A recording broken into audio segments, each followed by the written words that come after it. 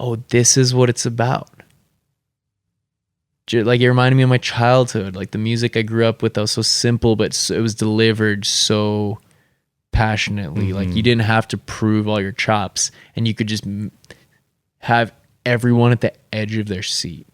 Everyone's just hanging on by a thread, dude. Like, you got me by a barbed wire collar. Like, every little motion I'm gonna move. Like, it's like almost scary, but you trust the musicians when they have that kind of power, you know. And I remember sitting there and I was like, I like didn't have words for like trying to say the revelation I was having. I was like, this is so simple. It's so obvious. I was like, it's so obvious. Like, how?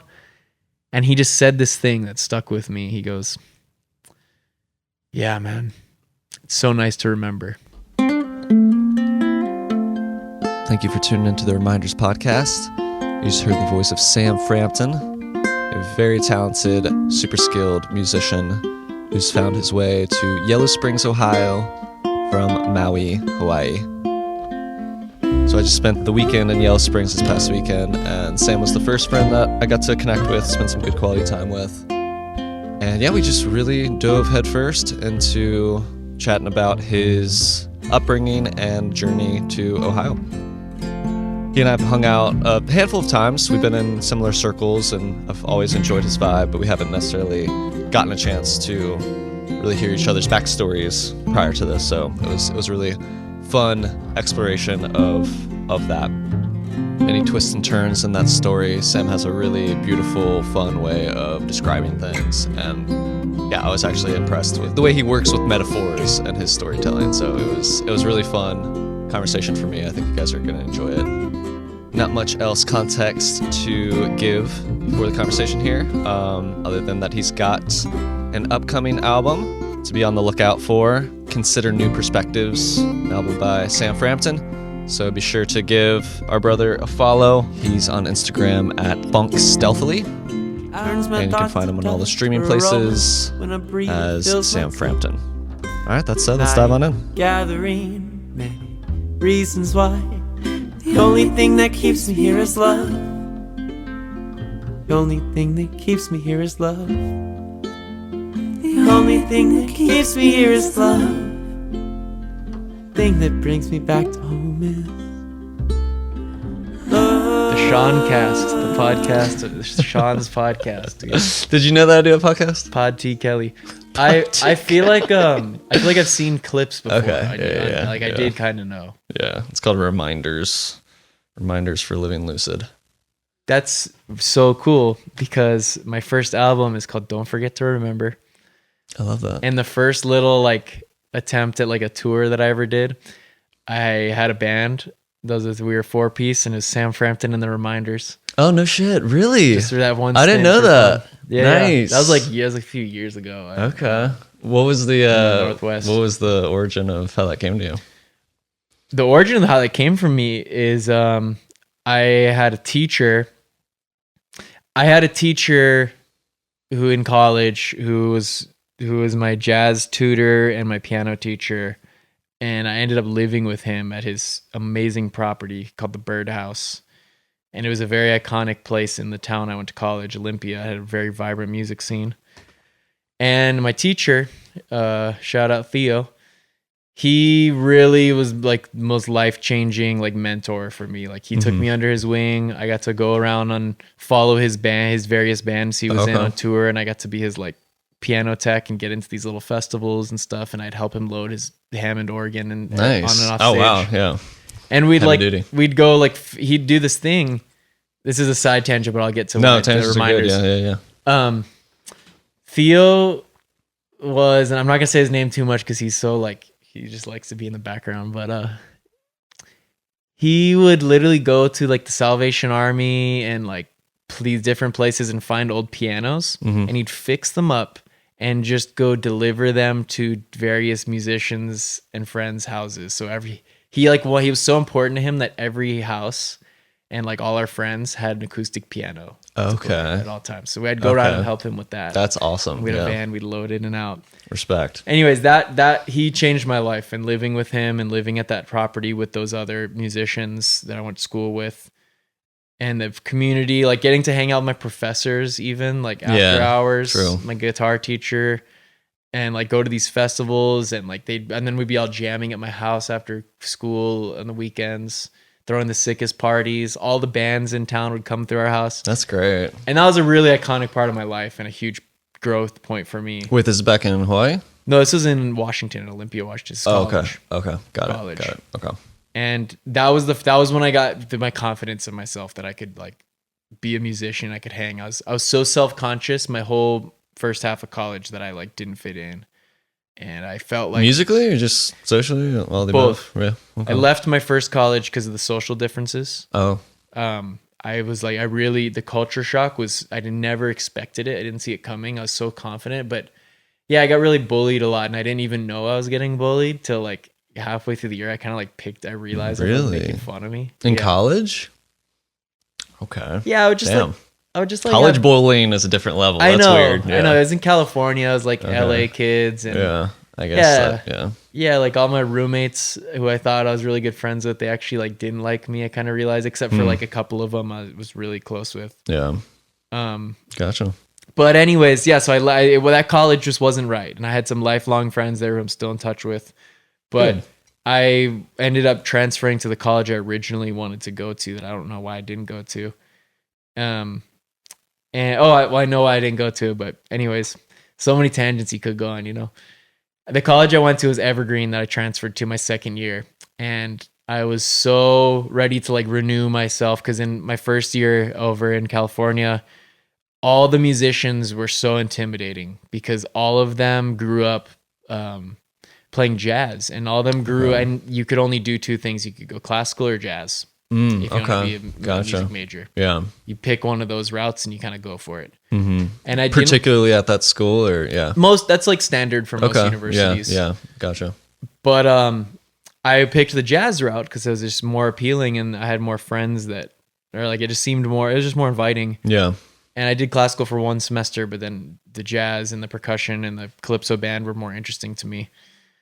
And I just realized I was like, man, I'm really behind because I didn't even know what jazz was when I showed up first day at that college. I had no idea what jazz was. You had no exposure to it? Nope. Really? Okay. I grew up the music that was on the radio. Yeah. Okay. We didn't have Wagon Wheel on the radio and Neil Diamond on the radio in Hawaii. What was the town that you grew up in?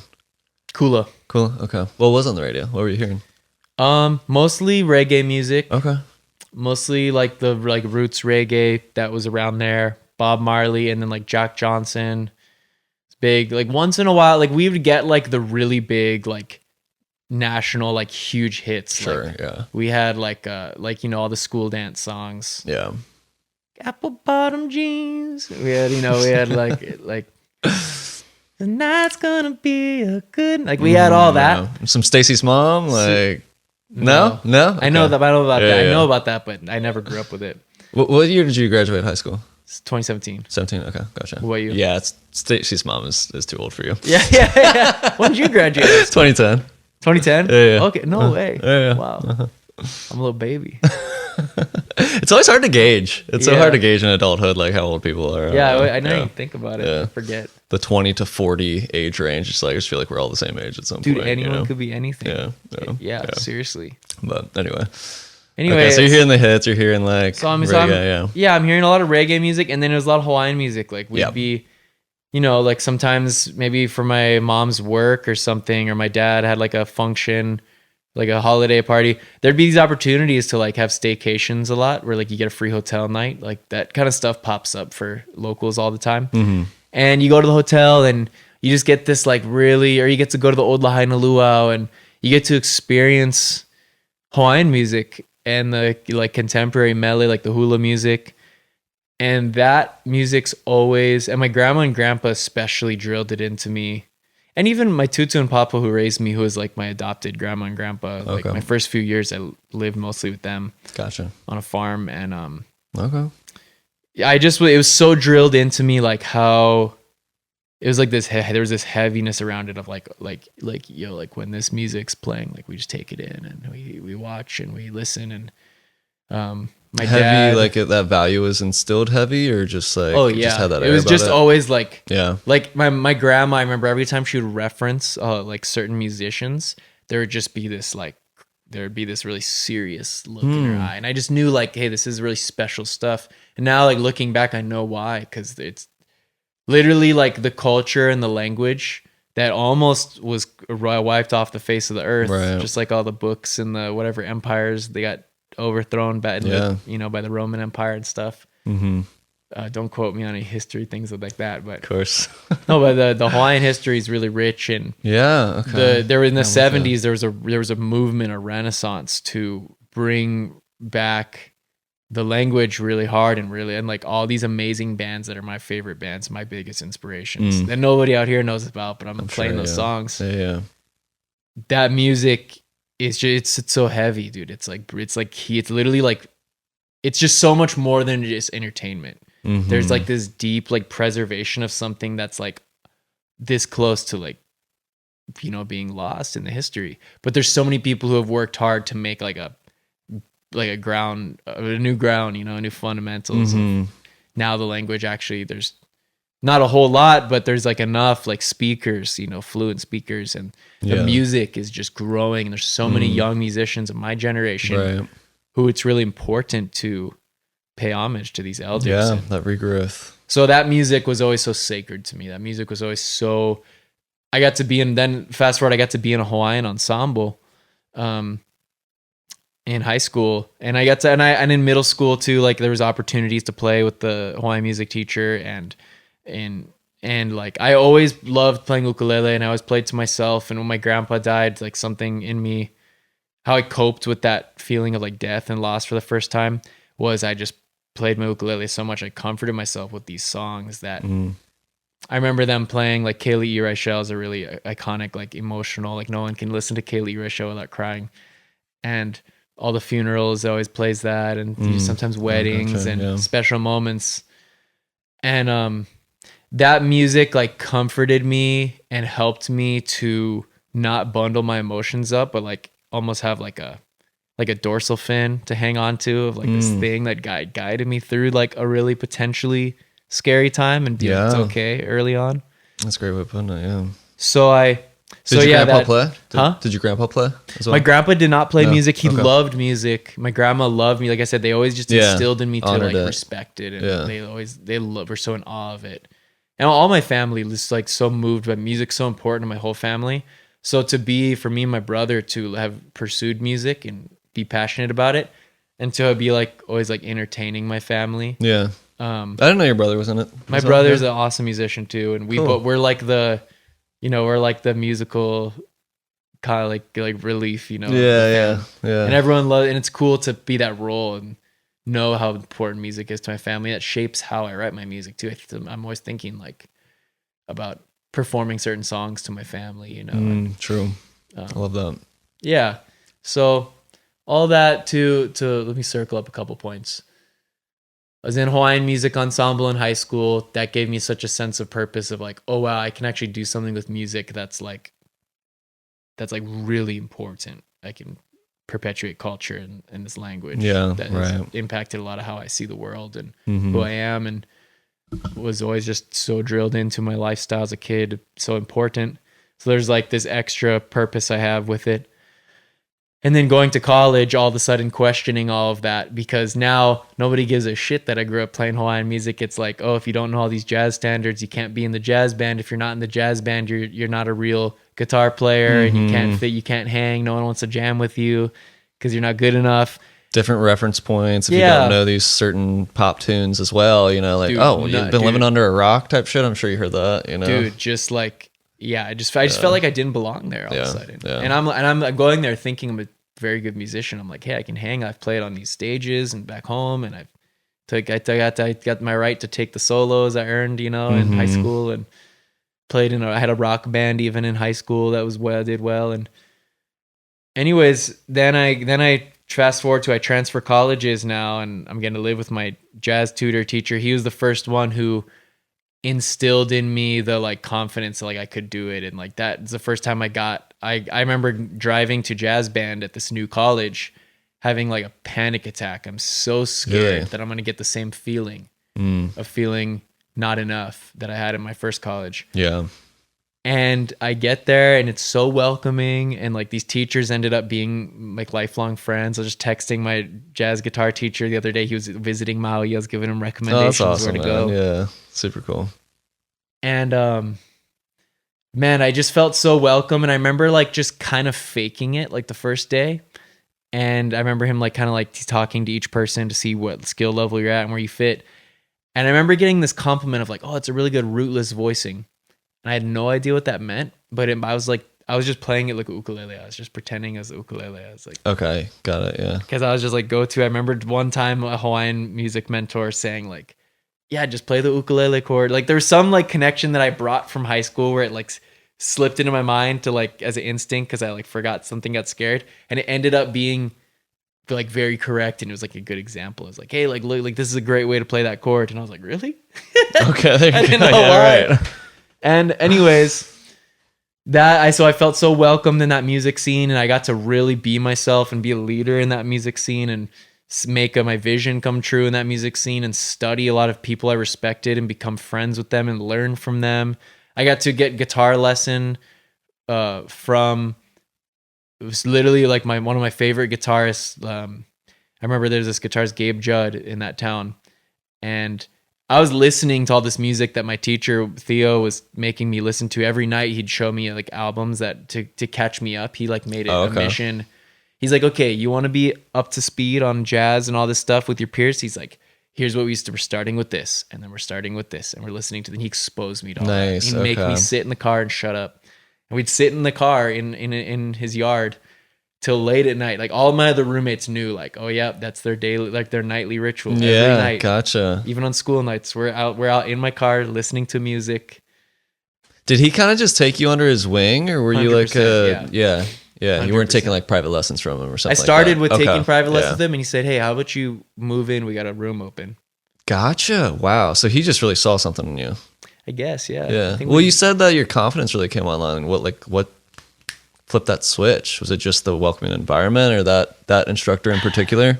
It was just, it was just, that was like that. That's just that moment where I felt like, in like every like great story, when the hero like is like on the right path all of a sudden, it's like, it was just this feeling of, I was always able to quell any stress or anxiety that'd come up or homesickness, because while I was in that town and whenever I was in Olympias, from the day I landed, I knew in my heart, even the day that I saw the application for Evergreen, I decided to switch colleges. From that day forward, I always had this feeling in my heart I couldn't explain, but I could trust, which was like, hey, I'm here. I know, and the very least I know this is where I'm supposed to be. I don't even know why.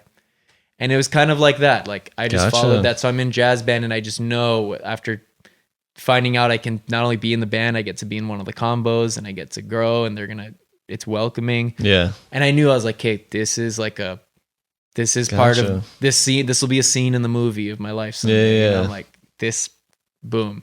I just kept having that feeling. Mm-hmm. And it was just the same thing. Like I had that confidence of, even when I met, Theo, like that was that was one of the most profound nights of my life. And because everyone in my class was always like, I remember being like, yeah, I'm going to go over to, there was this guy, Finn, who became one of my best friends. We started out kind of at odds because of the first day of jazz combos. I'm so excited going in there. I'm all optimistic and, well, nervous. And then we're in the bathroom, and here's this like guy with like a total like hippie yellow. He's got a big bright yellow shirt with a big daisy on it. These like hippie pants and like a matching bucket hat, and like long hair down to his back. Mm-hmm. And I'm like, dude, this is like the freakiest like peace and love hippie dude in this whole room. Classic. Amongst all these like astute jazz guys. Yeah. And I remember in the bathroom after we peed next to each other, and I go wash my hands. I go, hey, I'm Sam. It's good to meet you. What's your name? And he just looks at me like he looks at me like I was the one dressed like him, and he was like a businessman. And I just walked into his meeting. Yeah. He goes, I'm Finn. All right. Or I don't even know if he said his name. Wait, what was that scowled about? At me. So I was like, dude, I hate this kid. I remember I was like, Why was he being That's my weird? Do you think it enemy. was just because you just had both it was- peed together? I think it's because It's I like, think not it's in the because bathroom. I came on strong in the bathroom. Yeah. It's like, let's do this outside. Yeah, I don't want to shake your hand right now. yeah, and I didn't know that's his home turf, dude. And I also didn't know like we were both kind of at the same level. And anyways, I remember That's funny. I got put in a combo with him, and I Yeah. was so bummed at first. I was like, no. I remember literally saying to myself, whispering, because they're like listing the names. They go, Sam. I was like, no. I was like, not Finn, not Finn, not Finn. And thank God, thank the universe. I thank my ancestors, whoever intervened to make sure I was in Finn Foley's combo. Like, Wow, dude. I wouldn't be here. I wouldn't be anywhere. I'd be home. I'd be home probably working the land with my cousin, and I'd have a happy life, but I'd not be where I am. Whoa, key that's- player. Key player. Okay, Key how player. so?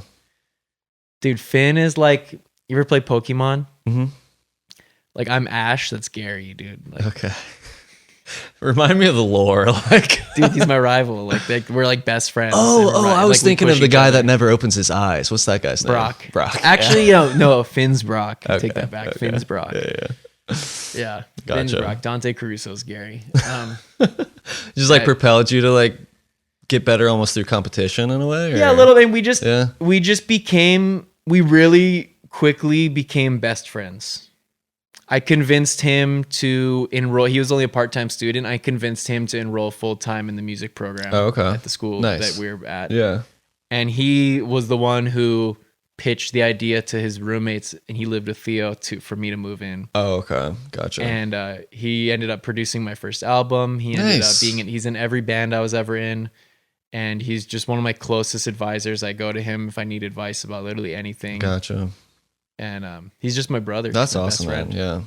Yeah. We just clicked at that. That was another just like, I was always destined to become best friends with Finn Foley. Yeah. I believe It's that. crucial to have people like that for sure.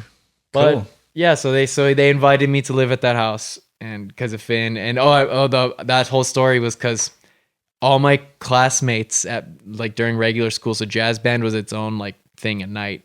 It was like an extra credit. Oh, okay. And I remember I was in class the next day, and everyone's asking me and my friend Dante how jazz band was, and we're like, yeah. And I was like, yeah, I'm actually I'm gonna go. I'm gonna be in the. I'm going to my first rehearsal. We're doing extra rehearsal at Finn's house on Saturday. And I remember getting cornered by like the two other like jazz guys, and this is in because we were in like a composition, and we were in our normal daily class together. And they're like, yo, they're like, dude, like, you know, Finn lives with Theo, right? I was like, who even is that? Oh, you didn't What know do him at the time? No, I was like, who are you Okay. talking about? Yeah. They're like, dude, Theo. They're like, dude, Theo's so good at jamming. They're like, dude, you better impress Theo. They're like, they made him so scary in my mind. Also, all of a sudden, I was so like happy and excited, and I was nervous. Yeah. And I go there, and it was just this whole thing. I remember like meeting Theo and being so intimidated, and he was so friendly, and yeah, and then he heard I was trying to explain to them I had wrote a tune. I was like, no, I think we should play this original. I wrote this jazz style tune, and I was trying to explain the form, and no one was understanding. And Theo like came in from the other room. He was listening. He's overhearing it, and he's like, I know what he's saying. You repeat this, and the second ending goes like this, and then you're in the B section. He's like, right? And I was like, exactly. That's what I've been trying to say. And him intervening in that moment like gave me credibility now with all the jazz guys, Right. and it like reassured to me that like he heard my vision. And I think that was the moment when we like clicked, and it was like, and then he always had this special place in his heart, I think, for me. And Yeah, he saw your talent and ability for like writing Yeah. and composing Oh, as yeah. well. So was he a professor too, or just he was he was just like he was the teacher that like he was the tutor that they referred you to. I always think of Okay. him as one of my professors, but like Yeah. he wasn't employed by the school. But for example, my teacher who was part of the school, James Schneider, amazing musician and guitarist and mentor and professor. He was in charge of jazz band, and with this woman Maria, who's a crazy drummer, man. She stirs like a mofo, dude. Like. Oh, yeah. James Schneider recommended, because I needed help, like I needed extra like lessons, and he recommended going to Theo. Gotcha. And then I was gonna do this project in the spring, an independent project where I needed like a formal piano teacher as well, and I pitched it to my main professor, who was more classical trained. I remember I was like, hey, like I think I'm gonna go with I have my mentor for school for my project. And it's going to be this guy, Theo Reagan. I remember her going, my performance teacher, another great inspiration, Andrea Gullickson. She's like, well, I highly recommend actually this guy, Wolfgang, who's one of my old students. He's a great classical player. And I remember, but I had already had been taking lessons with Theo and I play badminton after and Mario Kart after. I just like hanging with them. Right. And I was like, and I remember I had to be in a pick. I was like, do I go with what my teacher thinks I should do, or do I follow my heart? Did she know Theo and was like trying to steer you away, or just trying to steer you towards this other guy? I think it was a little both. Yeah. I think she just knew his reputation, and she just heard heard jazz guy, and it's a hippie town, hippie college. Yeah. And she was very always, man, you couldn't knock her. Like she was like an undercover hippie. She was a genius. Okay. She always wore black. She was always ready for a classical concert. I see. PhD in oboe performance. But like Superman underneath the secretly.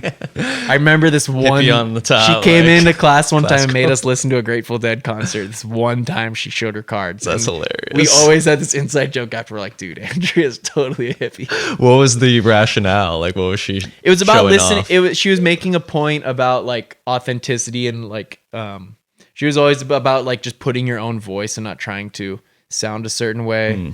Like she'd do all these crazy exercises with us that I still carry with me to this day, and how I perform.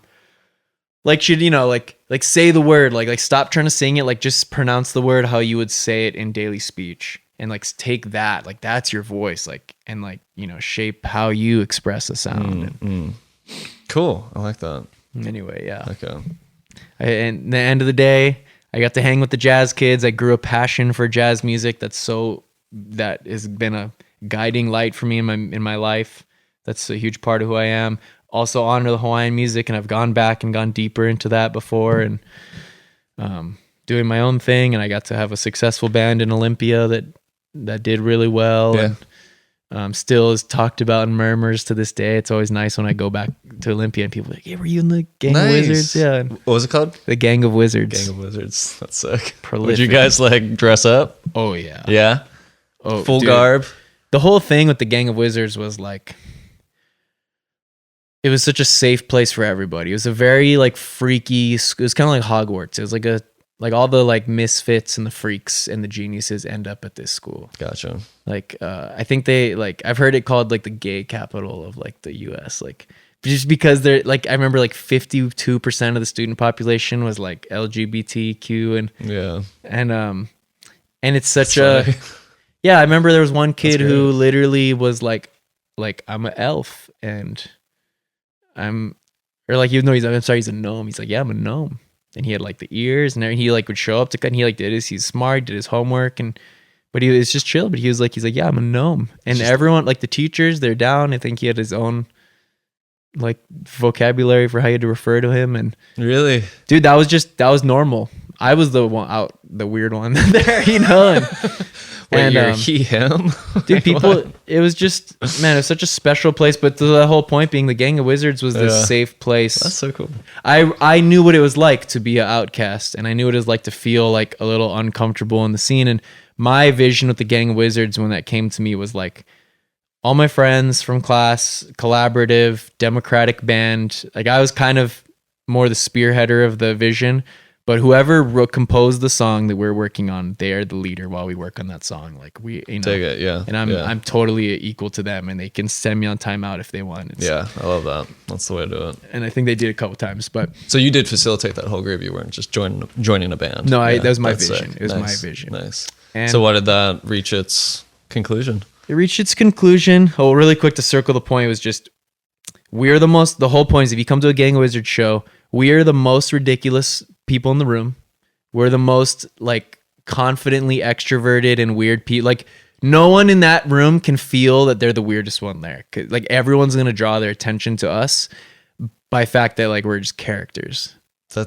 So and cool. the Yeah. music is so tight and so well practiced and was so good, and our chemistry as friends is so tight that can trust that whatever's going to unfold in the performance is thoughtful and considerate of, like, you might be going through a really hard time and we're not going to like ruin your day, you know, like it's like a welcoming. Yeah, it was just for everyone to feel like, and we're loud, we're just yelling at each other. So everyone would start being this thing where we'd yell and then everyone would yell back. And it was a place to be loud and be silly and feel not self-conscious and trust. And the music was so good that you didn't have to worry about anything, you know? And I think That's such a we cool did that. culture. Yeah. So Awesome it ended in 2020 with the pandemic. Okay. Yeah. And by the time that the pandemic was done, I had a severe injury that I could maybe never play guitar again. Oh. And some people had moved to other states or their homes. And You were still out there during? I was still out there. And then right as things started settling down, I got the opportunity. I was about to move home, actually. Oh, okay. And then I got this opportunity to sit in with Max Ribner, this trumpet player. Oh, yeah. And he basically was like, hey, like, I'm about to go hit the road with this album. I kind of have gone through a lot of shit and I have nothing to lose. I got to go take this album in the world. He's like, I'd love if you join me. If you want to meet me in San Francisco in 2 weeks and jump, like, I'd love to have you as my guitar player. You can add a lot. And I was like, man, I just started playing guitar again from scratch and I was about to move home and, you know, pretty soon. And so I just had like a couple days to make the decision. I was like, okay, so I packed everything into my car and I hit the road with him. Nice. Now I'm here. Rest is history. Gotcha. That's what led you to Ohio? Really? There's one festival. We were running the West Coast and the Southwest, just doing this loop and just getting a lot of momentum. And then we did a couple South things. We did like New Orleans was our last show. Nice. And I think it was like almost 2 years of that, of just living in our cars and doing it full time with our quartet. And we had this one random festival in Ohio. We had a band meeting. We were going to not come. We were going to cancel it. But then last second, we're like, Because it was just too far or what? No, it was like, well, not well communicated. Like there was not a good communication. It wasn't clear. He was like, hey, there's this place in Ohio. I've been before. It's kind of rowdy festival. And Max is very like zen and like, he doesn't want to be too overstimulated. You know, he's a very like deep person. And yeah, he's sensitive in all the good ways. Yeah. And he's, you know, he's not much of like a partier and like, so Fair. he's like, yeah, there's this rowdy festival. There's a lot of really intense, like passionate supporters of the band he used to be in that had a big following. Oh, okay. And What was the festival? What was the festival? Pyrofest. Oh, okay. Got it. And he was like, look, if we do this festival, I have no communication if we have a place to stay or if we have transportation. So we might just be like showing up to Cleveland Airport and like not having anywhere to go. Trying to miracle your way to the festival. Yeah, I don't even know the address to where to go. Like, and we were like, we're like, dude, that sounds crazy. Let's not go. Yeah. What year was this? 2022. Okay. And then we just last second. So I don't remember. What's hilarious about this is I remember the meeting deciding we weren't gonna go, and I don't remember that maybe it was a text or something. I don't remember how we actually ended up still going. We ended up still going. I think it was because then we actually did confirm we got a ride and a place to stay. Yeah. And some of our other good friends, Hope Medford and some other bands were going to go as well. And we're like, yeah, well, Tim's going to be there. Tim Snyder's a great musician we played with. And we're like, all right, let's go. And we went, and that was the most fun festival. Maybe that and Oregon Country Fair were tied for me of like most special festivals that year. And was that the venue where there was a big cliff face right by? I was at that festival. Really? Yeah. Dude, that's the one. So funny. That's the one. Yeah. I met everybody I needed to know there. Yeah. And That's that, so funny. and that just, I found reasons on my own to keep coming back to Ohio. Yeah. And I plugged in with this community, and Lindsay Lion Gang really pulled me in. And I remember us sitting at One Earth at that land, and I was just here for like the weekend for a festival or something. Mm-hmm. And she's talking about she's like, oh, this is happening next week, and oh, I can't wait for this, and oh, this. I think it was like her and Marielle. Mm-hmm. And I was like, man, you guys are making me jealous of your guys' summer. And Lindsay said this thing that I don't even know if she remembers, but she's like, if you came out here for a whole summer, you would do really well. Like, we could help you network. I bet you do really well. So the next summer I drove my car out to Ohio. No kidding. Nice. And then I've just been here. That's amazing, man. Car Yeah. hasn't gone back. It's like the whole life story for you. Yeah, right no, there, I man. love it. I mean, Kick me up on a couch with a glass of water, dude. Right after I just had lunch with a full cup of coffee. I don't usually drink coffee. I'm ready to let it out. I'm ready to chill, dude. No, I love it because I've been curious, like your background. You know, Yeah, we've hung out a few times, but we never nowhere. got. Yeah, we never got there. Yeah, I know. I do feel like such a wild card. I'm like, dude, like I have no business being out here. Sometimes I think that. I mean, you do though, don't you? Yeah, for sure. yeah, I literally yeah, have business yeah, out here. Right. Literally. Well, tell me about the Yellow Springs adventures. I mean, you've been in Yellow Springs for you said 5 months now. Well, I At was least in this stretch, but you're here this last stretch. year. I was here last year. I've just been kind of circling Yellow Springs for like almost 2 years now. Oh, okay. Yeah. And I've known since I first visited on passing on a road trip that I wanted to spend. This was the place to be. I knew this was a hip place. When did you first come here? I first came here with Marie Zeringer, shout outs, my partner in crime. I think we were on our way back from something or on our way to, or I think I was here for like a week or a couple weeks and I was about to leave and go home. And we wanted to just do something special and like go on a hike. And we had been wanting to come check out Yellow Springs. So we came down and we went to Glen Helen. We just went on a cool hike with her dog. Had she not been? She had been like Okay, yeah. once or twice like in high school, like yeah. in passing, but that was our first time like really like high. And we went to Sunrise Cafe for dinner. Yeah. And they were really cool. And I remember that always stuck. We're like, oh, dude, Yellow Springs. Yeah. Yeah. And then we kept finding reasons to come back through. And then I remember I played a show at Emporium. Oh, okay.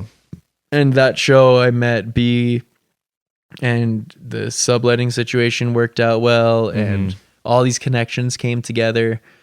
And I was like, dude, this is the place to be right now. Okay. And over the last year, especially the last few months, I've really started to actually feel like they're like, all right, you're all right. Like I felt really let in more the last few months. It's taken a while for people to like notice or warm up to me, in the sense of being like, oh, like I'm really passionate about this town. I love this town. I want to give back to it.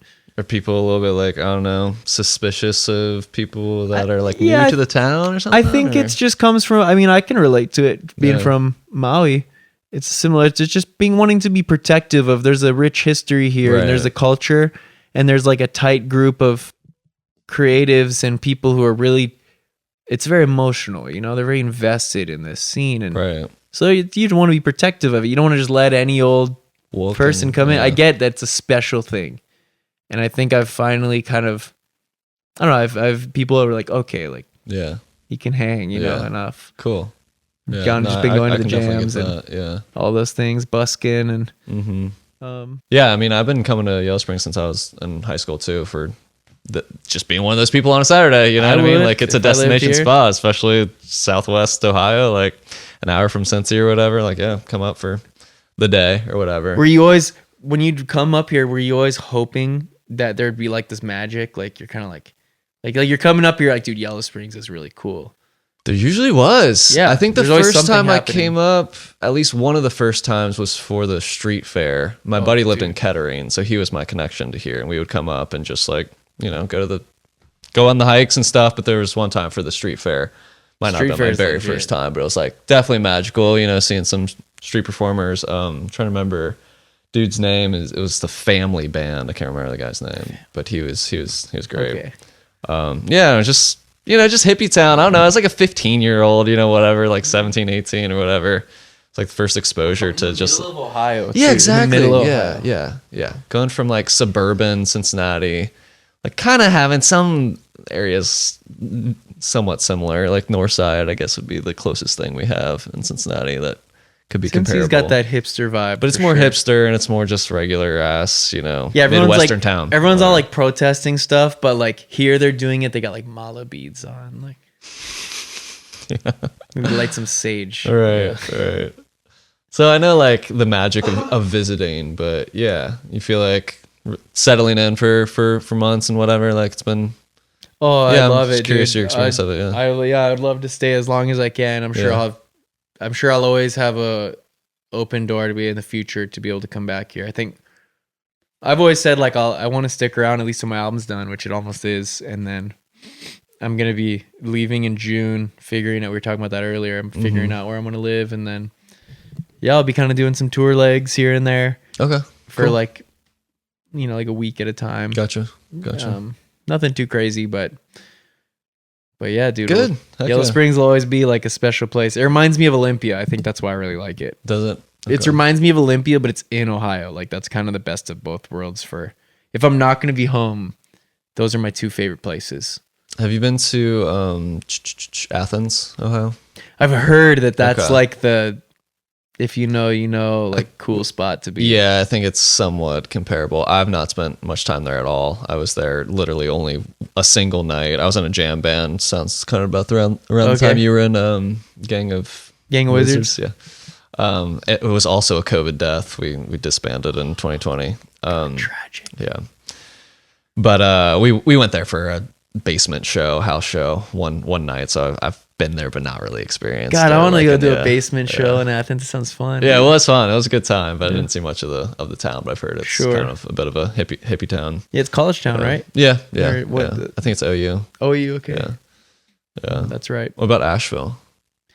Asheville is cool. Through Max, he has a big following in Asheville, and I've mooched off of his support base to go there a few times. Played one show. It's pretty trippy. I did an ecstatic dance there, Okay, nice. which I think was really disappointing to everyone there. I was gonna ask how that It went. like wasn't. I mean, I think it wasn't communicated well. was it just you, or did you have a band? Just me. Okay. I went in there like ready to like just give them the Sam Frampton experience, and everyone was. I think there was just an expectation thing. Everyone was expecting like a DJ, Yeah. and I have my ukulele, Yeah. and I'm like, hey, I grew up playing Hawaiian music. They're like, cool. Were you well versed to like ecstatic dance culture at that point? Oh, or? yeah. Yeah. Okay. But yeah, so you I know what mean, you were getting into. Yeah, I mean, but I also just thought they were just doing a special thing for me. I Yeah, thought everyone knew okay. what they were coming for, Got it. and everyone's yeah. trying to be all like, and I think it just didn't really like translate. And I'm sorry. That's hilarious. it's so funny. No, I was so embarrassed. Oh yeah, that would not be Yeah, did not hilarious get on the invited inside back. at the time. But hindsight. No, I made some good friends down there. There was a couple. I'm sure guys- people enjoyed it. It was just not what Yeah. was expected. There was like after the hang afterwards with the people who lived where they hosted me. yeah. Were really sweet, and I made some good friends there. That's good. Yeah.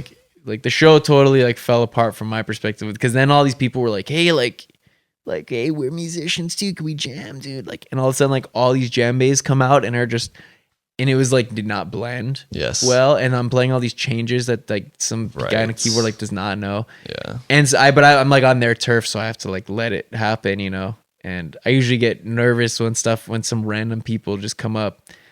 And that's like, if you're really Yeah. flipping a coin if it's gonna click well or Yeah, not. And totally. they probably had, if they had fun, that's all that matters. But it was just funny. Like it just totally fell apart. Oh my god. From my plan, at least. That's a little bit of a nightmare. A hilarious, wonky, silly nightmare, but still. I remember that What you mean. I played some chess with some guys and I got Okay. some good talks, Yeah. stayed up, Yeah. slept in my car, I was off the next morning. Gotcha. And, Well, let me ask you. I mean, you got like jazz background too, and you're Sure. obviously like well accomplished as a musician. You know what you're doing. Mhm. How do you feel about jamming with randos? That's a good question, because that comes up a lot. Yeah, because like you said, it's a 50-50 switch of whether or not it's going to Yeah. click. But like in general, is it something you enjoyed doing, or would you rather it be more of an established I thing? think it really depends. I love jamming. I love jam. I guess I just kind of have like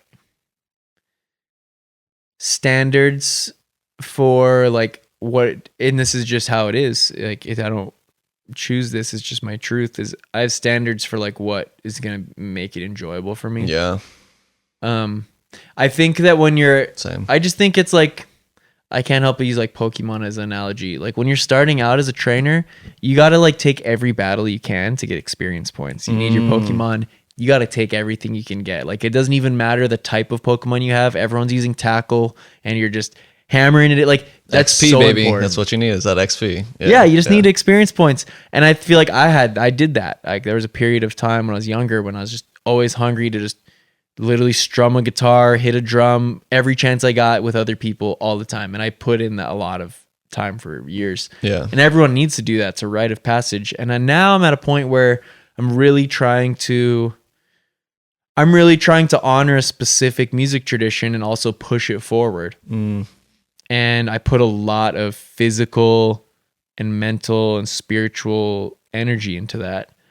And so I'm trying to keep that tradition. I'm trying to like still develop my own sound and still make time to, I mean, my favorite thing to do is to listen to old records and play along. And I like to jam with them. Gotcha. Okay, I like cool. to jam with my musical ancestors. Yeah, you like to improvise.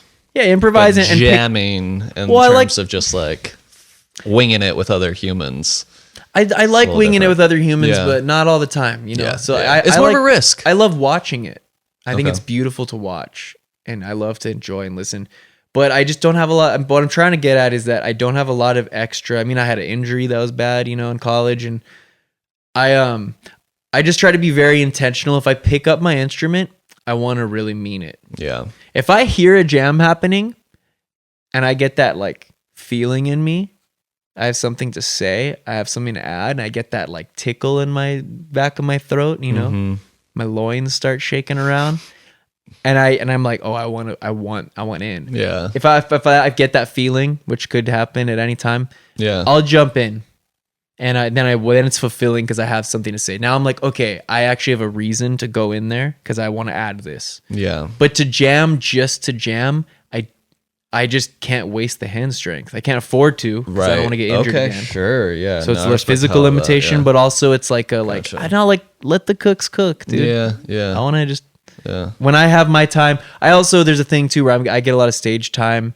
now compared to a lot of aspiring musicians, and I'm still an aspiring musician, and I'm still low on the food chain, but I actually at least have a hand on the ladder. You know, I might not be high up, but I got a hand on.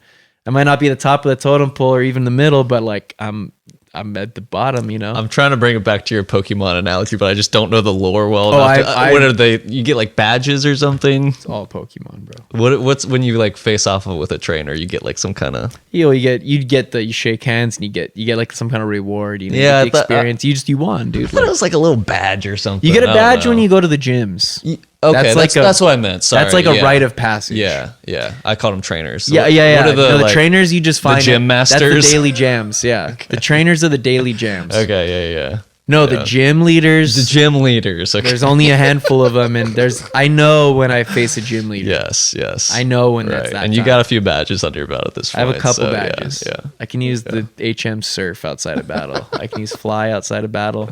I can use rock smash outside of battle. I think that's about it. I didn't know I should have been training for this moment. I should have had my lore locked in a bit more. I'm glad you got it. It's okay, bro. It's okay. Maybe we'll have to battle it out. Yeah. It's just like in a jam, you know what I mean? Like sometimes someone's holding it down and like you can just pepper in a little me here and there, but it's like someone's got to have the chords. Yeah. Like if there's changes, someone's got to be on that. No, you know for sure. I like that organization. Yeah. You know what else is a good Pokemon analogy for if you're on the adventure of art, music, and life and growing and something is whenever you complete a gym challenge, you always like get something at the end. Like they give you like a move that you can teach to your Pokemon, or all of a sudden now you can use this move outside of battle in the environment to like get to areas you couldn't access before because there was a big river between you and this other town. Now you can ride your Pokemon through the water. You couldn't do that before the gym, and that experience like put you on a new tier. And they give you something that you can use. Like they give you Thunder Shock or some move that now you have that move. You can teach it to one of your main Pokemon. That move might carry you through the rest of your journey, you know? Or it might just be a move you use a couple times. Yeah, or just get you past that level. Or you give it to somebody else. But you're progressing, yeah. So I've learned some cool moves from some people. Yeah. I have if you have one little takeaway that you can have for your life from somebody, for me, a lot of it's like I said, listening to records.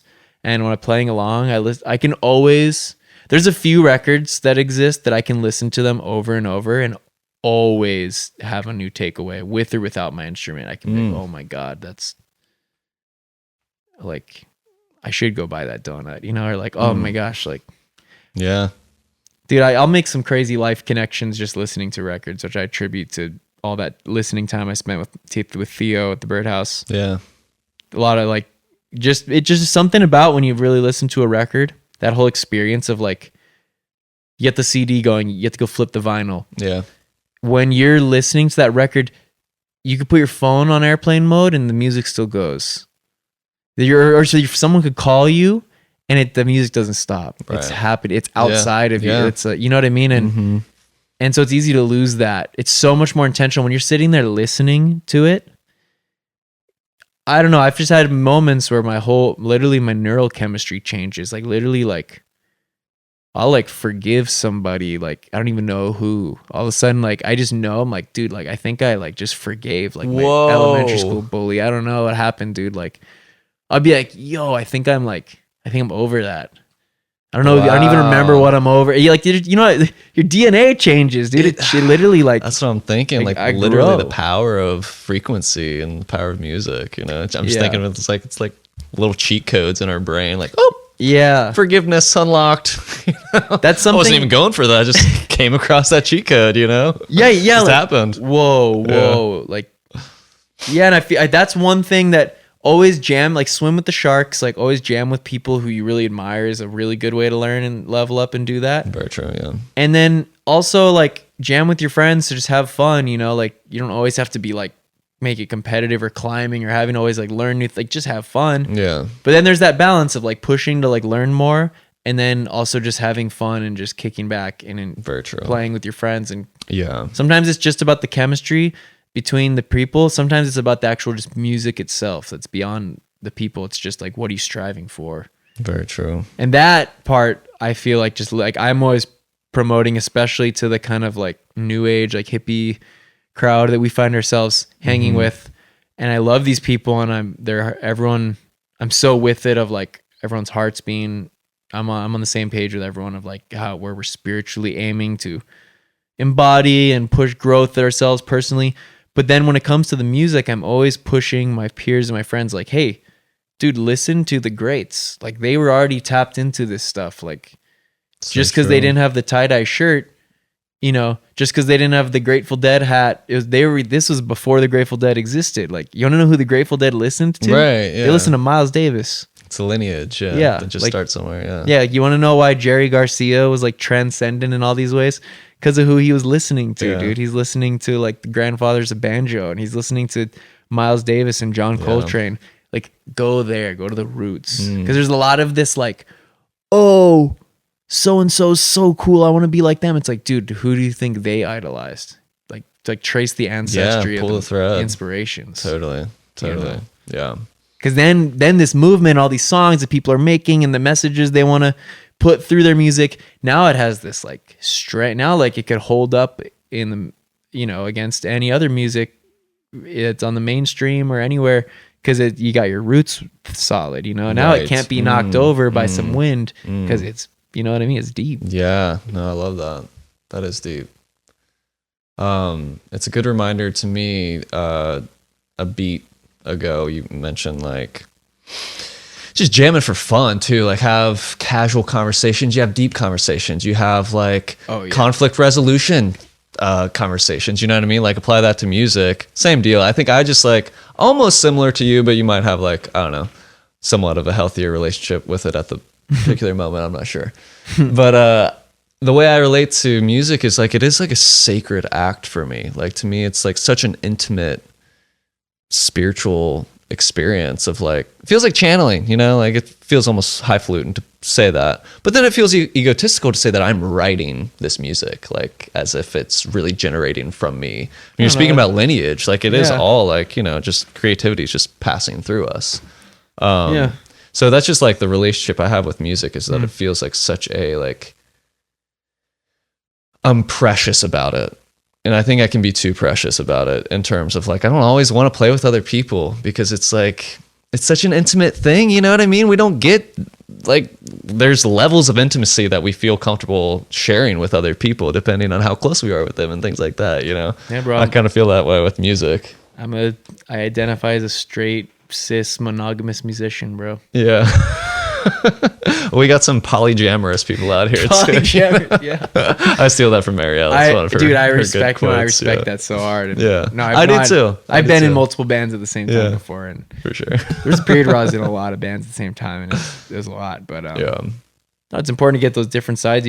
Yeah, I hear that.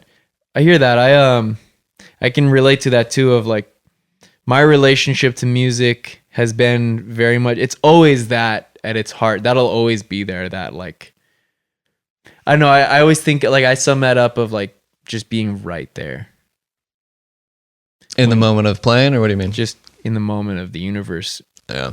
in real time. Yeah. Like the whole universe is at its edge. Like there's all the potentials of what might happen. There's people around the world that are on the verge of about to do something. There's people in the world, you know, on the fork in the road of their lives that might impact other lives, that impacts me. It's just like that edge of the moment, like in permaculture, like the edge of an ecosystem where the forest ends and the river begins, that like that liminal kind of place. Yeah. It's always about being at that edge. And sometimes, but it's, you know, because also you could be really comfortable. You could just have the thing in your ear that goes verse 2, 3, 4, 1, 2, and it's like got the click. And you got the click. And you're just, you can become mindless. You can Yeah. be not at the Yeah. edge. You can be in the middle of the forest, safe in your little house, making music. And I watch musicians all the time who blow me away with their songs, but I feel like they're, and I do this too sometimes, you know, it's not bad or good. It's just, there's not a lot of risks. Right. It doesn't Right. feel like they're at the edge of possibility of like they could go off the script and do something that could change the history of the world with the right video angle. Like musician just gets unhinged in Dayton, Ohio. Viral video of like they Yeah. went off the script. You know what I like? I don't know, Totally. go taking risks. And then there's people who are always wanting to improvise and you don't want to plan anything because they like love the idea of that and they glorify the idea of being at the edge of the moment. And love the high of having that channeling moment. of, Yeah. like, yeah. But then it, like what we were talking about a little earlier, of like then it can kind of just be like get off the rails, and there's not that like, dude, I want to like ride the dragon and be in uncharted territory, but I want to be in the saddle, Right. boots strapped in, tucked with my good form. I want to be one with the dragon, and Yes. it's gonna make shots, and I'm gonna suggest shots. And to me, that's the part of like, I don't know.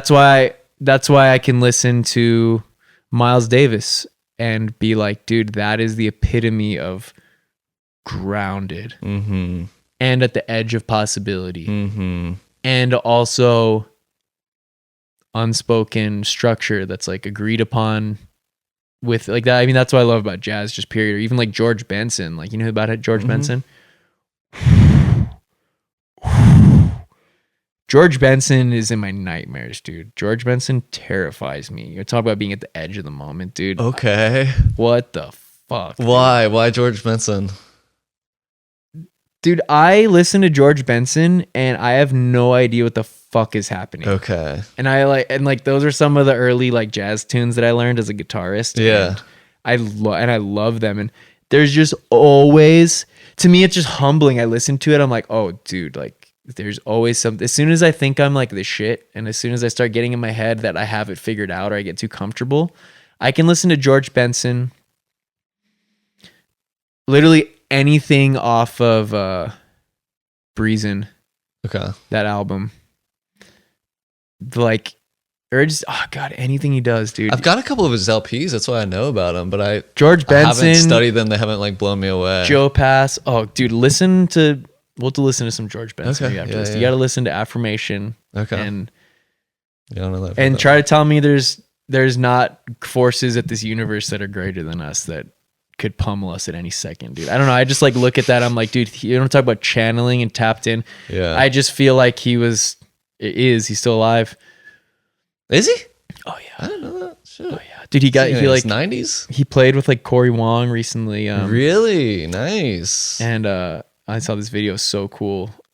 No, he's not. He's got to be. No, he's not in his 90s. No? He's got to be like 70s, 80s. No. I could have sounded so disrespectful. Georgie's but not like that I don't old, know. dude. A buddy guy, I think, is Yeah. like 90, and he's so I know young. Willie Nelson's in his 90s. Willie Nelson, dude. I grew up in the same town as Willie Nelson. Really? Oh shit. His son Lucas went to my high school. In Hawaii? Yeah, in Maui. I didn't know he was out there. Yeah, Cool. Seabury Hall. Yeah, Gotcha. we went to the same school. He was in my older cousin's class. They were friends. I'm gonna give us a nice reprise to the beginning of the conversation. Hell yeah. You were getting to the point of why did you choose and the ReMinders as your band name? Bring us back. Theo, my teacher. You took us on this crazy jam, man. We've been out in space. Bring me back to this chorus. Time to go home. Time to bring it home. My teacher, Theo, I was having this really special moment with him at this festival he brought me to called Squidstock, and up in the Northwest. And it was like one of my first like kind of exposure. It was the summer that I really like broke free into my confidence in myself. I used to be such a square. I used to be so scared of taking risks. I used to be so just militant about things and have to do everything right. Didn't shower for like 3 days, dude. Like it's the first time I had ever done that. Like, and I just like relaxed, and he guided me. I trusted him. It was a music festival? So that's a music festival. Yeah. And we were sitting there looking at the stars, and it was beautiful in this garden that after all the big show happened, like all the main stage, they had 2 stages. One's covered up by a big like curtain. Okay. And the next band is setting up while this band's playing. Mm-hmm. So as soon as this band's done, the curtain would start to move, and then this band would like start jamming into that. They'd finish the other band's song. Oh, okay, nice. And there's constant music, and it was sweet, sick. Wow, like literally segued like that. Yeah, nice. Yeah, that's awesome. All day, cool. And that was such a cool festival. And then at night, it was like, oh man, the main show's over. I was like, oh, that's it. Like we got to go to the hammocks and just go to sleep now or what? He's like, no, now it's the garden party. And I remember just sitting there looking under the stars, and we didn't have a chair, and everyone had these cool lawn chairs, and it was the most intimate, beautiful. We just watched these awesome rock bands take it to space, you know, and rock out. And now there's just this duo playing music so intimately, like just playing with space and timing and like the most simple musical elements just being used like masterfully. Such simple chords, and their voices sounded so good. They're harmonizing. And we were sitting on this garden bed. It was like with all these garden beds that people were hanging by.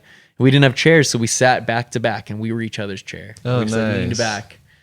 And I remember we were like dancing, and I was just so happy, and I was so blown away how moved I could be by just back to the basics, like the simplest. Yeah. And I started having all these like revelations at once. Like it was like an emotional release of just like, oh, this is what it's about. Like it reminded me of my childhood, like the music I grew up with that was so simple, but it was delivered so passionately. Like you didn't have to prove all your chops, and you could just have everyone at the edge of their seat. Everyone's just hanging on by a thread, dude. Like you got me by a barbed wire collar. Like every little emotion I'm gonna move. Like it's like almost scary, but you trust the musicians when they have that kind of power, you know. And I remember sitting there, and I was like, I like didn't have words for like trying to say the revelation I was having. I was like, this is so simple. It's so obvious. I was like, it's so obvious. Like how? And he just said this thing that stuck with me. He goes, yeah, man, it's so nice to remember. And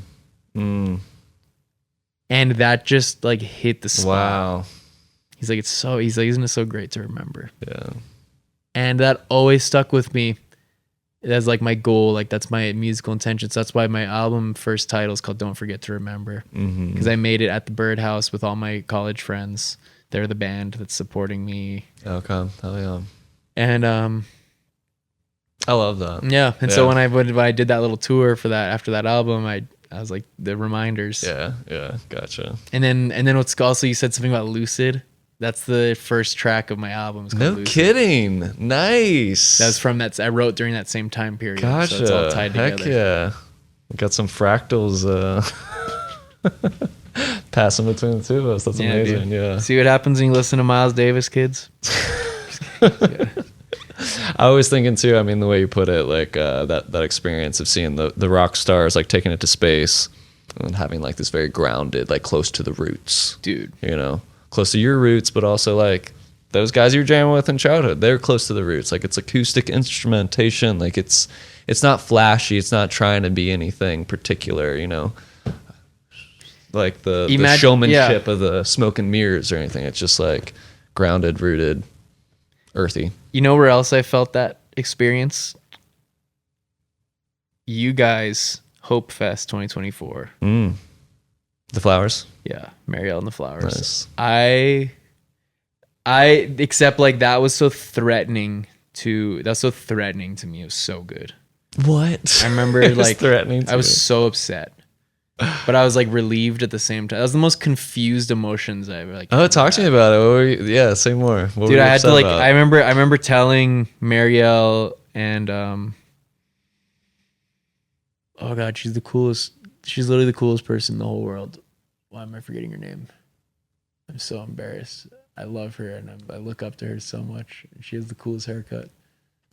Oh, duh! Oh, God. That's how long it's been since I've seen those guys. Yeah, I know. Yeah, I was like 2024. God, which one was it? I think I remember which one it Amanda was. Benz. Amanda the Was Ryan legend. on drums? Yes. Yeah, and we had Evan on bass. Yeah, that was 24. You guys blew me out of the water. You knocked my socks off. I got like a massage at that festival, like right after I played, and I was still kind of having a little bit of like arm tension that would happen after I'd perform. From Jesse.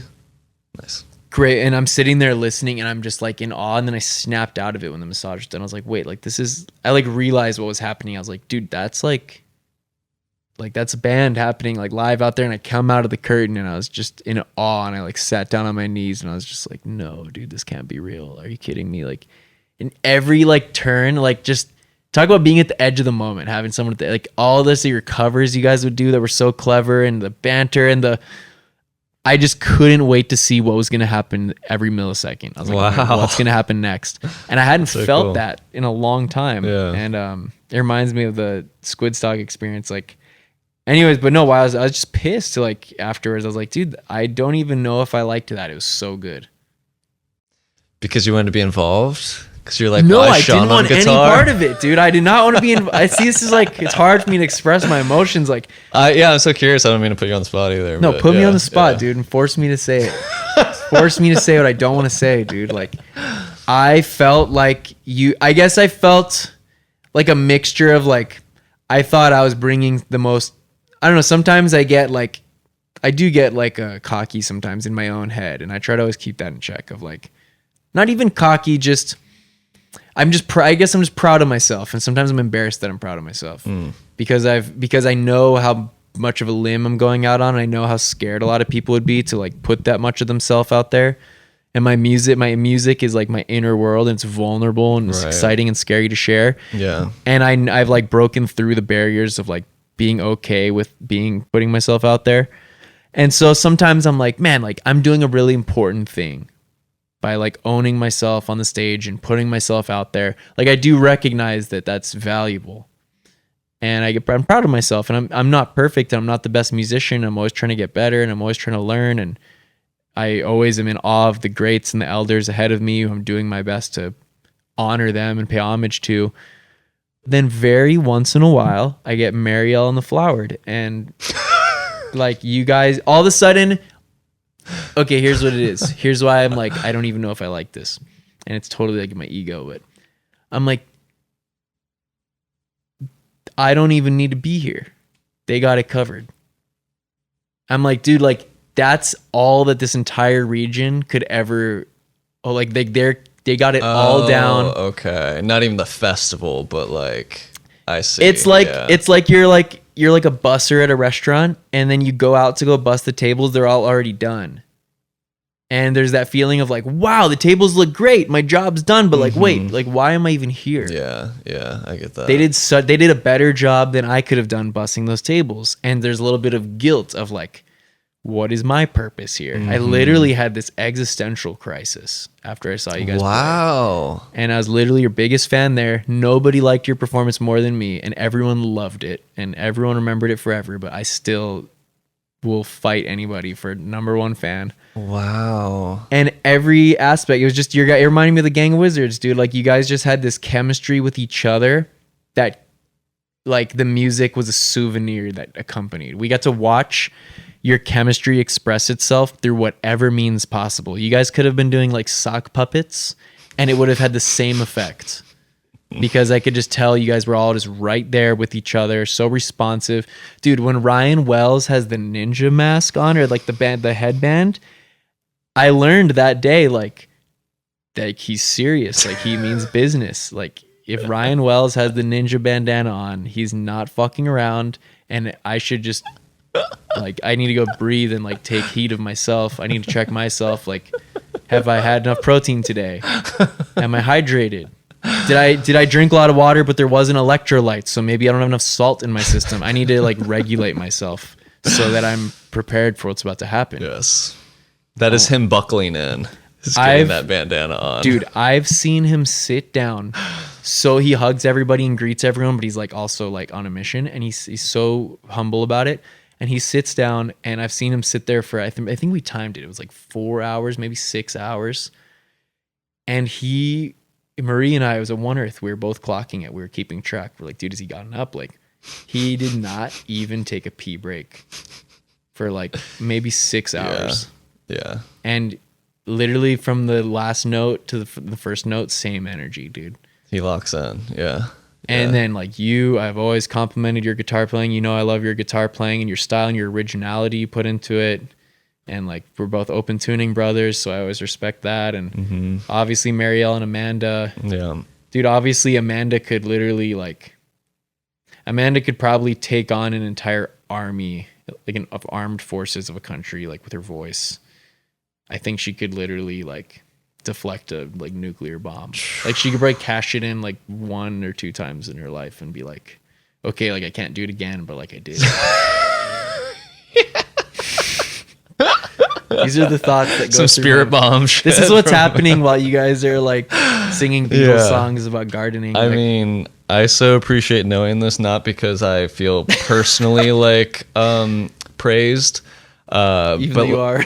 Well, it's like in a sense, but like yeah, it's not my band. You know what I mean? It was all like of it's a very every element. If one element, if a single detail was different, if you were not there, if your guitar was tuned differently, if the bassist had a different shirt on, dude, if Ryan's headband was a little to the left, it might have all not hit the same. It was like one of those like everything in the universe connected. One of those moments. You know what's hilarious about that? As much as I affirm what you're saying is true, my guitar got cut out for the last 2 songs, and I was actually not a part of. I kind of remember that. Yeah.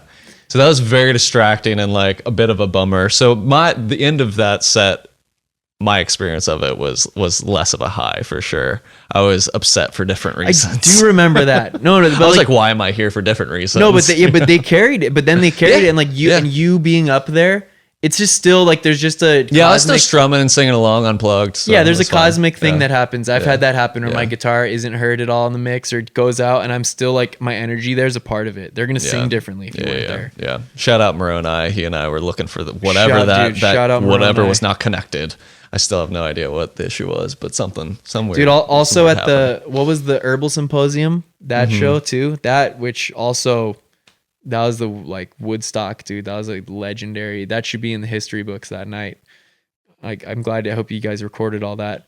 I went to bat for you. I remember because I was like keeping tabs. I was just watching. I remember Marielle like gave me I wanted a job, and she gave me a job. She's like, you can like help be like a assistant sound guy or something. Like, my job was just to like be like another group of ears. And I took it very seriously. I was like, dude, I'm here for it. I think I got to play harmonica with you guys maybe for a song. Yeah. Which is fun. I love playing my harps. But no, I remember the sound. I remember like all of a sudden you were starting to take a solo. And I remember I was like, dude, sound guys, all the levels are the same. Like, that guy's taking a solo. It needs to be turned up. Yeah. I like literally tracked him down like an assassin. I was like, whew. I sprinted to his ass, and I was like, hey, turn the guitar up. I was like, he's taking a solo. Turn it up. And he turned it up, and then we could hear you right on time to hear the whole solo. Nice. Thank you. Wow. Yeah. Because that was the main feedback I remember after that show was like the levels. It was such a reverberous, boomy room too. We were fighting against the acoustics, unfortunately. But could have been the sound guy. Yeah. All due respect. Yeah. That guy did a good job. Yeah, for sure. It sounded good. Well, I mean, yeah. It was Peter setting it up, and he was playing in the band, and then we did have someone. There was someone monitoring the levels, and I remember that there was a struggle of like turning everyone up so you could hear it. But then I remember we went over and because Marie's my sound person, and she's got a ninja ear, and she's like, go tell that guy turn the whole thing down. And we turned the whole thing down. It was almost counterintuitive, but then we could hear the lyrics now. That makes sense. turn everything down, and now it's actually like, okay. Makes perfect sense. Yeah. No, that show got pulled off, dude. And that was amazing. Yeah, no, energy vibes were all there. But yeah, I mean, brings me back to what I really appreciate hearing you say that is because I feel, I don't mean to say disconnected from the band in a womp kind of way, but just it's not a consistent band. It's like it's almost a super group that just kind of like comes together for a certain event or something like that. But like that's almost made it more magical, dude. Yeah, that almost made it more iconic. Yeah, it just it puts a little fire in me to like remind those people that it's an amazing thing that we do when we super up together. And I think I told everybody else at least. Like I almost retired that day. I almost quit. I almost threw the towel and was like, that's crazy to hear. I think I can go farm in Maui. I think I'm gonna go be a politician, dude. I think that was the edge that you were on, but like, I just want to say like that's great art that brings people to like, I don't know. I want to like quote Banksy. Is it the spray paint guy? Yeah. Is it Banksy? Yeah. For some reason that felt weird in my mouth. Banksy. Dude, I think that's what he wants. Okay. Yeah. To the point of that great art comforts the disturbed and disturbs the comfortable.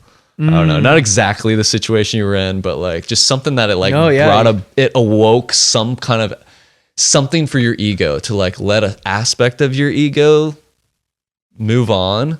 You know, that like, okay, they're doing something great, but my music is my music. It's different. And we're not bussing tables. So once the tables bust, you know what I mean? Once the vibes are vibing, there's still more vibes to be vibed. Yeah, even if the super busser killed it, yeah. What if they can't make it to work the next day? True. But in the music what if they have a funeral in the family and they you need to cover them? Right. True. I realized that. I came to terms with it. I remember literally like I was so dramatic about it. I know it's hard to detect from my language I'm using. I'm just kidding. But I remember like going back to our bus and I was like distraught, and Marie was too. She like wasn't. I just remember she wasn't comforting me how I wanted her to. She like agreed. She's like, dude, that was then she did. She was like, she gave me the words I needed to hear, but I don't know why I was immediately imagining you guys as like Team Rocket. Dude. I was just over there like, our cover's blown. Dude, it was a little we're bit not supposed to be here. I was like, dude, I'm a phony. I'm a freaking phony, dude. They got me. Everyone here knows now because everyone here, I had them convinced until you guys. And now in hindsight, I look really bad. I'm there like, dude, that was child's play. I just had to laugh because it's so not true. And I appreciate knowing that this was your experience too. You know what I mean? It's humbling. You guys are my heroes. For everyone, I feel. You had no business being. We're at Hope Fest. Like you guys gave like a Red Rocks performance. That was just unnecessary. It was just like, okay, like it's kind of like it was like, you've seen The Office. And they do the Secret Santa, there's a $20 limit, and then Michael Scott comes in with the iPod, and then it's just like kind of throws off the whole. Is that you guys did that? I was like, well, I didn't know. I didn't know that. I didn't know we could bring iPods. The rules. Yeah. I was like, dude, this is from a Love's truck stop. I just got this little like keychain that I brought to the table, and so I was like, all that to say that we were just blown away, and that was our favorite. But yeah, like that is. I mean, that's one way that Marie and I bond. Like, we'll look at each other when, like, every once in a while, we'll be at a festival or see a show and be like, "What the fuck was that? Like, did you just also? Are you as mad as I am right now? I need to be validated." And he's like, "Yes." What the hell was that, dude?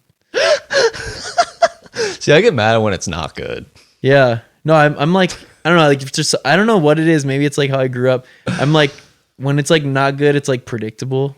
I guess like that's expected. To be really put in awe and to be like shaken to my core, like going back when someone pulls me, when someone's just right there and it's a band, especially it's a unit, and there's just this cosmic like things just unfolding. No matter how much they practice, they're just there in the moment. Like the audience, every little nuance is participating unspokenly.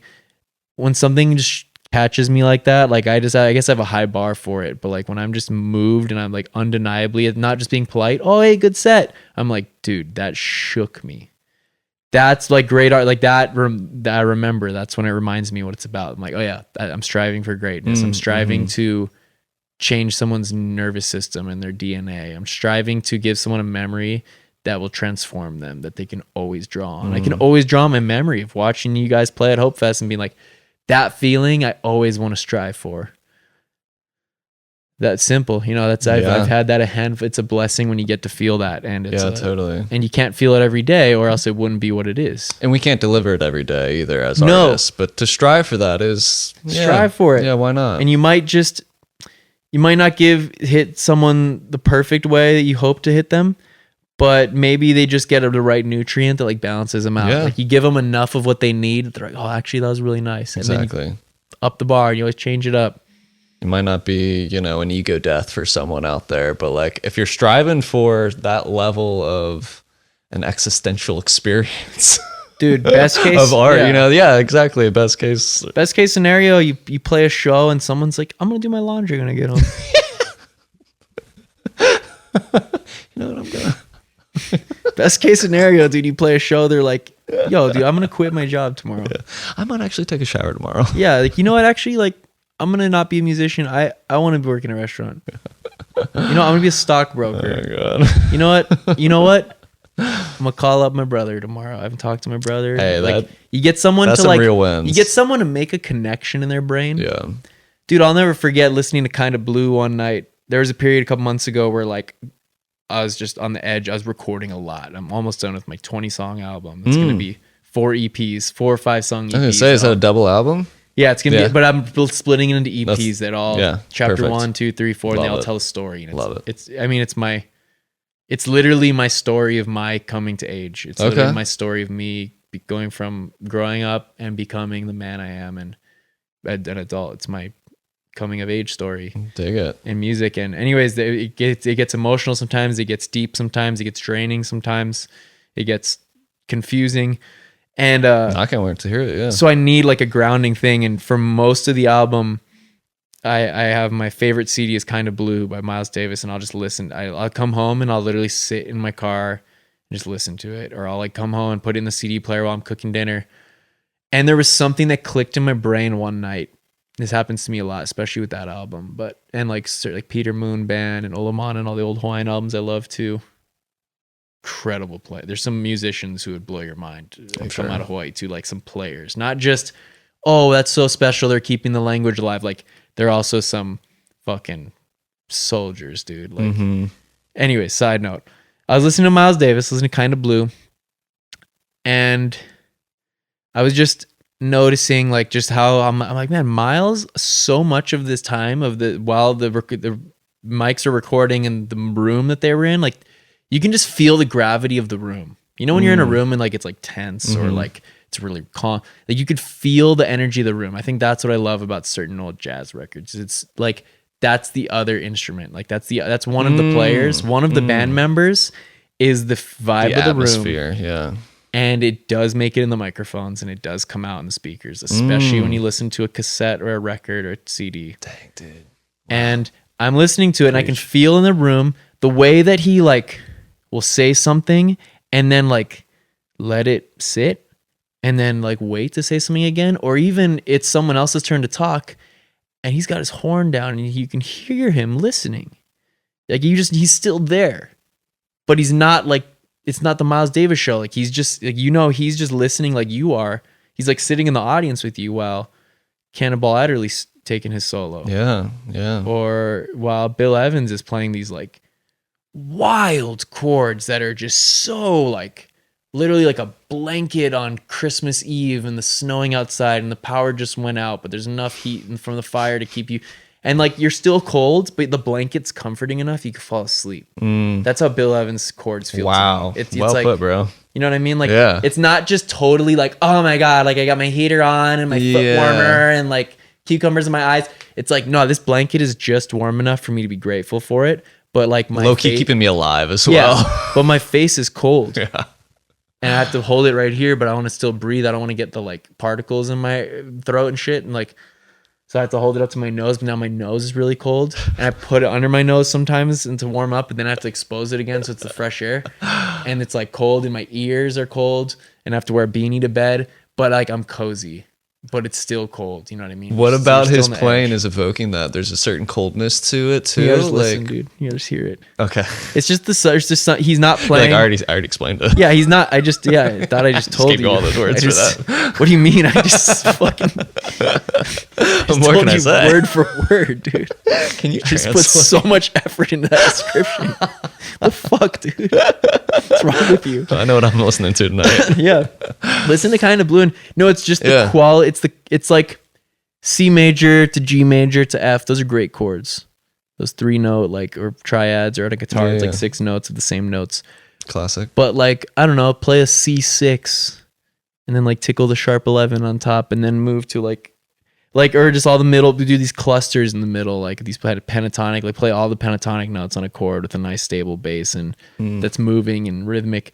There's something about like the chords that he used, they're like very stable and warm, but like I'm not sitting there going like, oh wow, that's a C6 altered. I'm just sitting there going like, ooh, Yeah. I just Just the way it hits. the tension and it's dark and bright at the same time. Yeah, that's what I said. It's okay. It's yeah. literally Dark and like bright at the same time. Yeah. it's literally like warm, but like a warm you got to be grateful for, and you got to focus on the warmth. I have to focus on the fact that this blanket's insulated. And I'd be like, I have to like feel and notice like, okay, like my body is giving off heat that's coming back to me. Like you got to earn it, kind of. I was thinking you were referring to a soloist. Yeah. So you're talking about the actual harmonies. The harmonies. with Well, that but he description. takes these solos. Oh, okay, as well. He has solos too. Yeah. Like his solo at the end of So What kills me every time, and then the intro to Blue and Green. Those two particularly on flamenco sketch. The whole whole album is just this long statement. But it's just a podcast, really. Yeah. But Bill Evans will take these solos that are like these chord solos where he's like, "Dum, ba, ba, ba," and there's just, like when he stabs it in the space. All of this to say, this is all leading to this. Probably my final point. Like, I don't know if there's anything else I could say that isn't redundant after I say what I'm about to say. Stick the landing. When I was sitting there listening to Kind of Blue in my kitchen, and I just made some rice and some sausage and like something else, but I was making a bowl where the rice was the base. Grew up eating a lot of rice, and in Hawaii you eat a lot of rice. And we put furikake in the rice. That's how you season the rice. It's proper. I made the rice, and I realized I was about to put everything together and just mix it up and then season it and then stir it up. And something about what just happened in the record and something about how I was feeling and what I was about to do, I realized like like a lesson. I was like, put the rice in the bowl on its own, season it, put the furikake on top, and then put everything else on top. Like, let them have their own moment. And then I can mix it around, but like there's something that, dude, that's probably the deepest thing I've ever realized, dude. Like, I don't need to put all the rice together with all the toppings. Like, put the rice in and then season it. And I learned that from the end of a trumpet solo when the trumpet went down and then something else had its moment. I don't know. I was like, oh, you don't need to always mix it all together. Yeah. Wow. And I don't know. There's something about that for me and my taste and everything. I was like, oh, I think that's how you're supposed to. That's the best way to, because I eat rice like twice a day. Like I make a lot of rice, and I was like, put the rice, make its own little moment. Yeah. Put stuff on top.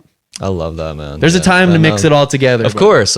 Yeah. Time for everything. Season for everything. But that really speaks to me, because even musically for me, I feel like my mixes, like, I'm self-produced and same. just throwing all the spices, just, and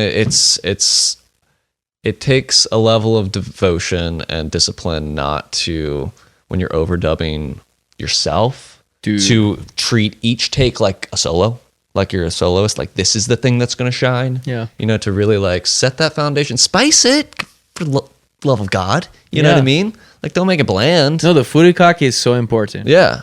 Yeah, for sure. But or some salt even. But just to stir it all up and you got everything firing and just keep the adding. entire time. It's like, it's too much for the brain too. And I think I've been like trying to serve my inner child that was really into progressive rock and like liked that ear candy and just having things going off Me too, on all dude, cylinders. yeah. But those were bands. Those weren't just like maniacs in their studio, just like unthoughtfully, like mindlessly kind of just like adding parts. Those were bands You know who what I mean? had to decide and Yeah. filter down their part and be like, no, I only have to say this much. Right. And there was 3 or 4 other voices that are going to tell you if you're like, bro, that's too much. Yeah, like I'm if trying to you- do something too. Like, let's work together. You know what I mean? It's Yes. going to synergize differently for a band of humans versus a human trying to be a band. Oh my god, You know what I I mean? relate so hard. Yeah. Bro. Yeah, like if you get that guitar solo take, maybe listen to it before you go taking another one. Sometimes that's the move. Sometimes you want to just take a bunch in a row. You're on a roll. That's fine. Sure. But like I've been trying to work on like if I make a change, listen to it as is. Don't Yeah. start making other changes because what if then they counteract the change you just Yes, did? exactly. And the tweaking can be infinite, you know, so to like really concretize a choice, you know, that was like part of the beauty of recording on tape and stuff. Is like, you had to be rehearsed, you had to be a good musician, you had to be prepared for the damn session. Dude. And then it's just there. And you like, and the limitation of tape and having only so many tracks, only so much time in the studio, you know, it demanded that decisions be made. That's my dream. I want to Yeah. someday. I want to I hope my career lasts long enough and grows enough that I can be good enough and have access to the right people to help me and learn the craft as well. I want to be in like a real studio recording to tape, Right. with a band, live takes. I mean, that'd be magical, don't get me wrong. But also, we can kind of like simulate those types of limitations for ourselves. Yeah. Takes more discipline and like pretending that there's a limitation, because there's not. You know, but I could set a clock and be like, I'm only going to give myself an hour to work on this. And then whatever decisions I Yeah. made, I'm going to let it breathe, listen to it tomorrow or later on today or whatever it is. You know what I mean? Or only use so many plugins. You know, demand that limitation for Those yourself. creative constraints. Yeah. Exactly. Yeah. I like to wrap up episodes usually with just a quick opportunity to highlight anything that really stood out in the conversation and or anything that didn't get brought up or something. Sure. Yeah, I like that. A reminder to leave off on. Reminder. I feel pretty like complete if I got to share a lot. That was the most I've gotten to like share on a podcast. It's cool. I loved it. Yeah. Yeah. Thanks so much for that. Yeah, when we're like, we can always bond over music and stuff. And dude, I just really like the space. I really like your questions. I really like your space holding and the way that you open up you lead the conversation in this very grounded way, and that's really awesome, man. That was a highlight for me. Cool. Thank you. Oh, yeah. I liked getting to talk about my passion for music and what music means to me and how I experience music and how it affects me. I don't often talk about that, and I agree it's very sacred. Mm-hmm. It's such a special, deep thing. It's like, it's not something I even want to post on Facebook about. Sometimes I get the urge to like make a post and say my true thoughts, which is like, hey, I really think everyone should listen to this album. But I'm like, no, like people are just gonna pass that by, and like that's such a, to me, how heavy of a statement that is. Like deeper than that. You know? Yes, exactly. It's not going to come through with Yeah. just text or even a video or something necessarily that's just like, hey, check this out. Yeah. In 30 seconds. But the way you described kind of blew. It's like, Oh my god. yeah. Now I'm changed who I definitely am. like inspired to give that more attention. You know, Yeah. I've heard it many times. Yeah. I've not like really sat with it and like let it be that warm blanket on a freezing night or something, you know? Yeah, well, kind Yeah. of blues. Like I've clung to that for life before. Yeah. and it's like time and time again been that for me. And also like Herbie Hancock, Thrust, that album Mm-hmm. has kept me open to the possibilities of the universe. That album made me change how I think about AI. This Really? album from 1976. No shit. My favorite year of music. At the end of the day, when the albums I love that are all different kinds of music is when it's clear to me an artist is just being themselves. That inspires me to want to make music. I don't want to make jazz music, but I want to play like Miles Davis in the sense that I want to play like Sam Frampton because he's playing like Miles Davis.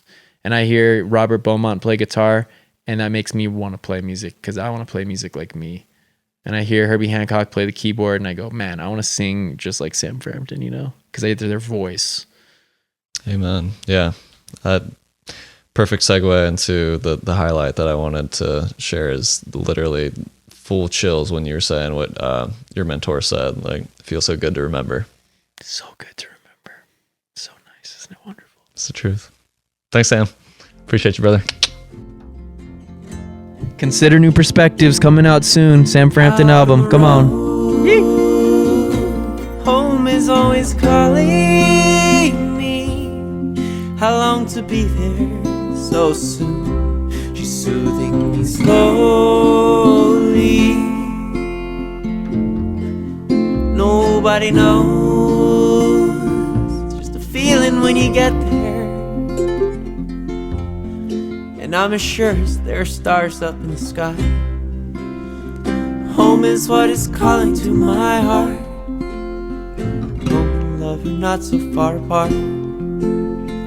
Home is what is calling to my heart. The journey back to home. Love is just the start.